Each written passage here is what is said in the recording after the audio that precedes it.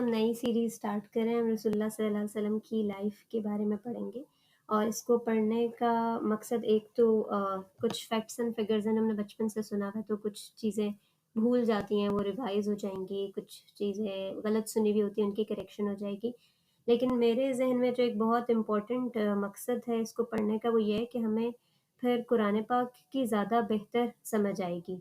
کہ اگر اللہ تعالیٰ قریش کے ساتھ بہت سختی سے بات کر رہے ہیں تو اس کی ریزن کیا ہے، یا ان کو جو لاجکس اور ریزننگ سے بات سمجھا رہے ہیں تو اس کے پیچھے بیک گراؤنڈ کیا ہے، یا رسول اللہ صلی اللہ علیہ وسلم کی لائف کیا ایک وارڈ لارڈ جیسی تھی کہ جس میں بس انہوں نے بہت ساری جنگیں لڑی، یا پیچھے کوئی ریزنز بنے. تو میرا مقصد یہ ہے کہ میری اپنی بھی انڈرسٹینڈنگ زیادہ بہتر ہو قرآن کی، اور میں آپ کے ساتھ بھی اس کو شیئر کروں. تو سٹارٹ کرتے ہیں اس بات سے کہ بالکل سٹارٹ میں جب اللہ تعالیٰ نے حضرت آدم علیہ السلام کی تخلیق کی تھی اور فرشتوں کو حکم دیا کہ سجدہ کریں، تو سب نے سجدہ کیا سوائے شیطان کے، اور شیطان نے ریزن یہ دی کہ میں اس سے بہتر ہوں. تو اللہ تعالیٰ ایسا کرتے ہیں کہ اکثر اوقات جو حیثیت میں، مرتبے میں، کسی بھی حساب سے ایک بندہ کم ہوتا ہے، اس کو اوپر کا سٹیٹس دے دیتے ہیں باقیوں کو ٹیسٹ کرنے کے لیے. آپ یہ دیکھیں گے کہ جو نارمل ہماری کوئی بھی موویز بھی بنتی ہیں جس میں ہیروز ہوتے ہیں، تو دیکھیں کہ وہ کسی لو بیک گراؤنڈ سے آ رہے ہوتے ہیں. یا ایک ایزی سی ایگزامپل دے دیتی ہوں، سب کو سمجھ آ جائے گی. جیسے ہیری پوٹر ہے، اس میں کیا تھا، وہ یتیم بچہ دکھایا ہے اور کس طرح سے مشکل سے وہ پل بڑھ رہا ہے، لیکن پھر ایک دم سے اس کو جو ہے وہ ساری پاورز ملتی ہیں اور اس کو سمجھ آتا ہے کہ وہ کتنا اسپیشل ہے، تو باقی لوگ جیلس ہوتے ہیں اس سے. تو اسی طرح بہت ساری اسپائڈر مین کی مووی میں دیکھ لیں، سنڈریلا میں دیکھ لیں، وہ بھی یوں ہی دکھاتے ہیں. تو یہ ایک رول ہے جس میں اللہ تعالیٰ جو ہے نا، وہ جو نیچے والے کوئی ہوتا ہے اس کو برتری دے دیتے ہیں، اس کو دوسروں سے اوپر کر دیتے ہیں، اور پھر جو باقی ارد گرد کے لوگ ہوتے ہیں ان کا اس سے ٹیسٹ ہو رہا ہوتا ہے کہ how do they behave in these circumstances. تو شیطان کا بھی یہی ٹیسٹ ہو گیا تھا، فرشتوں کا بھی یہی ٹیسٹ ہوا تھا. انہوں نے مان لیا لیکن شیطان نے جو ہے وہ نہیں مانا. تو تبھی سے پھر ایک وہ ٹسل شروع ہو گئی انسان اور شیطان کے بیچ میں. اور پھر جب اللہ تعالیٰ نے حضرت آدم کو ایک ٹائم پیریڈ کے لیے وہاں پر جنت میں رہنے کے لیے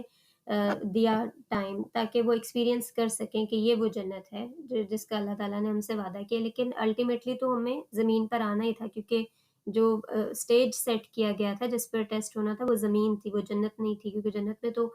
ٹیسٹ ہی کیسا، زمین پہ ہی ٹیسٹ ہونا تھا. تو جب وہ کٹنگ دا اسٹوری شارٹ، حضرت آدم علیہ السلام سے وہ غلطی ہو گئی اور انہوں نے وہ پھل کھا لیا، تو اس کے بعد پھر اللہ تعالیٰ نے انہیں کہا تھا کہ اب تم سب کے سب زمین پر اتر جاؤ، اور فَإِمَّا يَأْتِيَنَّكُم مِّنِّي هُدًى، جب بھی میرے پاس سے تمہارے پاس گائیڈنس آئے گی، فَمَن تَبِعَ هُدَايَ فَلَا خَوْفٌ عَلَيْهِمْ وَلَا هُمْ يَحْزَنُونَ، تو جو بھی کوئی میری اس گائیڈنس کو فالو کرے گا تو ان پر نہ کوئی خوف ہوگا اور نہ وہ کبھی غمگین ہوں گے. یعنی اللہ تعالیٰ نے ہمیں اگر اس ٹیسٹ کے لیے بھیجا ہے تو ایسا نہیں ہوا کہ بس بھیج کر چھوڑ دیا، بلکہ کنٹینیوس ریمائنڈرز کا ایک سلسلہ جاری رکھا. نبی آتے رہے، نبیوں کے بعد نیک لوگ ہوتے ہیں جو مسلسل بتاتے رہے لوگوں کو وہ وعدہ جو انہوں نے اللہ تعالیٰ سے کیا تھا بالکل سٹارٹ میں، کہ ہمیں آپ اپنی فری ول کو پریکٹس کرنے کے ساتھ ساتھ جنت حاصل کرنی ہے. یعنی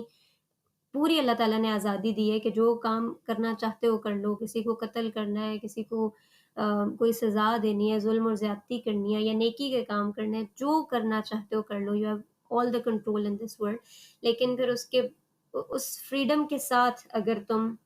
میرے بندے بن کے رہو گے تو جنت ملے گی. سو اس میں اللہ تعالیٰ نے ہمیں ایسے ہی نہیں چھوڑ دیا، بلکہ نبیوں کو بھیجتے رہے ٹائم اینڈ اگین. تو یہ وہ وعدہ تھا جس کی وجہ سے نبی آتے تھے، اور نبی کریم صلی اللہ علیہ وسلم جو ہے وہ اس وعدے کی آخری کہہ لیں کہ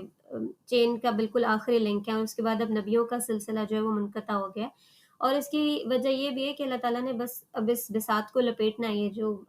ٹائم ہے وہ ہمیں پتہ ہے کہ نبی کریم صلی اللہ علیہ وسلم جب آئے تھے تو تب بھی انہوں نے بتا دیا کہ میں اور قیامت اس طرح سے جیسے دو انگلیاں. آپ صلی اللہ علیہ وسلم نے اپنی دو انگلیوں کو اکٹھا کر کے بتایا کہ اتنا قریب ہے. یعنی اب جو اینڈ آف ٹائمز ہے وہ بالکل قریب آ چکا ہے، اور اس کے بعد چونکہ اور کوئی نبی آنے بھی نہیں ہے گائیڈنس کے لیے. تو حضرت آدم علیہ السلام کے بعد جو ہمیں ایک سگنیفیکنٹ پتہ چلتے ہیں نبی، وہ حضرت نوح علیہ السلام ہے، جن کی بہت ڈیٹیل ملتی ہے قرآن پاک میں. لیکن جب سے یہ جو پراپر کہہ لیں کہ ہسٹری ریکارڈ ہونا شروع ہوئی اور مذاہب ایک پراپر نام کے ساتھ پھیلے، کیونکہ پہلے آبادی بھی اتنی زیادہ نہیں تھی دنیا کی، تو آہستہ آہستہ آبادی بڑھی، لوگ پھیلے، تو جو بہت سگنیفیکنٹ نبی ہیں جن کا ہمیں پتہ چلتا ہے وہ حضرت ابراہیم علیہ السلام۔ حضرت ابراہیم کا ہم سب جانتے ہیں کہ وہ مطلب ان کے بارے میں ہم اکثر پڑھتے رہتے ہیں، بنی اسرائیل اور بنی اسماعیل کا ڈفرینس سمجھنا، اور پھر کس طرح بنی اسرائیل میں مسلسل نبی آتے رہے اور بنی اسماعیل میں حضرت اسماعیل کے بعد کوئی نہیں آئے۔ تو اس کو بھی بس بریفلی ٹچ اپون کرتی ہوں، اور وہ ابھی جب بڑی عید گزری ہے تو اس میں ہم نے یہ دیکھا تھا کہ آم، حضرت اسماعیل علیہ السلام کی قربانی کا ہم پڑھتے ہیں کہ اللہ تعالیٰ نے جو ہے وہ حضرت ابراہیم کو خواب دکھایا کہ آپ اپنے بیٹے کو قربان کر دیں، تو اس کی جو انٹرپریٹیشن تھی وہ یہ نہیں تھی کہ لٹرلی جا کے ان لٹرل سینس جا کے ان کو ذبح کر دیا جائے، بلکہ وہ یہ تھی کہ حضرت ابراہیم علیہ السلام اپنے بیٹے کو خانہ کعبہ کی نظر کر دیں، یعنی اللہ تعالیٰ کی عبادت کے لیے، خالص ایک رب کی عبادت کے لیے ایک معبد، ایک گھر بنایا جائے، ایک عبادت کی جگہ بنائی جائے، اور پھر اس میں حضرت اسماعیل جو ہیں وہ مختلف ڈیوٹیز کو پرفارم کریں، اور اس کا ذکر قرآن پاک میں آتا ہے۔ میں کچھ آیات بس پڑھ دیتی ہوں، جیسے جب اس گھر کی تعمیر ہوئی تو حضرت ابراہیم کہہ رہے تھے کہ ربنا وجعلنا مسلمین لک ومن ذریتنا امۃ مسلمۃ لک، کہ اللہ تعالیٰ ہم دونوں کو آپ اپنا فرما بردار بنائیں، یعنی مجھے اور میرے بیٹے کو، کیونکہ وہ دونوں مل کے گھر کو بنا رہے تھے، اور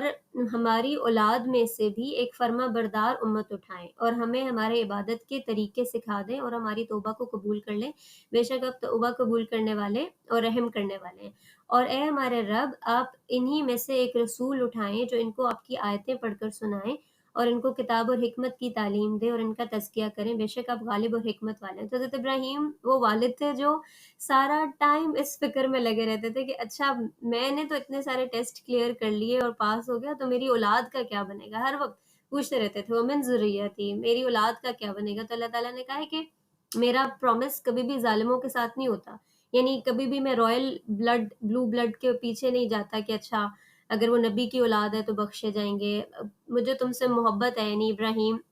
کو اللہ تعالیٰ نے بولا کہ وہ خلیل اللہ ہے، میرے بیسٹ فرینڈ ہے۔ اللہ تعالیٰ کس بندے کے لیے کہہ رہے ہیں کہ وہ بیسٹ فرینڈ ہے، لیکن اللہ تعالیٰ کہ جو جسٹس کا نظام ہے وہ اس بات کی اجازت نہیں دیتا کہ